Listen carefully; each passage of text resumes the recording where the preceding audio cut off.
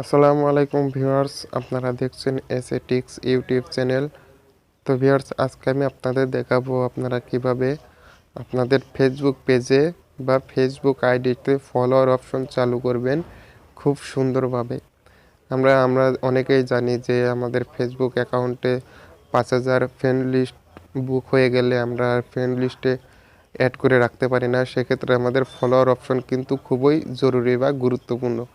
তার জন্য আমাদের অবশ্যই ফেসবুক অ্যাকাউন্টে ফলোয়ার অপশন চালু করে রাখতে হয় এবং কতজন আমার ফেসবুকে ফলোয়ার আছে তা আমরা বাহির থেকে দেখতে পাই। তো এই কাজটি করার জন্য আমাদের সর্বপ্রথম আমাদের ফেসবুক অ্যাপ্লিকেশনে চলে যেতে হবে। তারপর দেখেন 3 ডট মেনুতে ক্লিক করলে নিচে দেখেন সেটিংস নামে একটা অপশন আছে।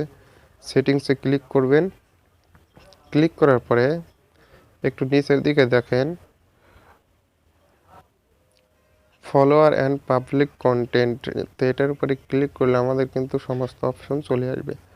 তো এখানে আমাদের পাবলিক করা থাকলে অবশ্যই ফ্রেন্ডস করতে হবে সমস্ত অপশন। দেখেন এখানে আমার ফ্রেন্ড করা আছে, নিচেরটাও দেখেন ফ্রেন্ড করা আছে। তো সবগুলো আমার ফ্রেন্ড করা আছে এবং এটাকে সবসময় অফ করে দিয়ে রাখবেন। এই দুইটাকে দিয়ে রাখার পরে নিচে একটু সোয়াইপ করবেন। সোয়াইপ করার পরে দেখবেন যে সমস্ত অপশন ঠিকঠাক আছে কিনা। তো সমস্ত অপশন যদি ঠিকঠাক থাকে তাহলে আপনারা এটাকে আবার ব্যাক অপশনে চলে আসবে। চলে আসার পরে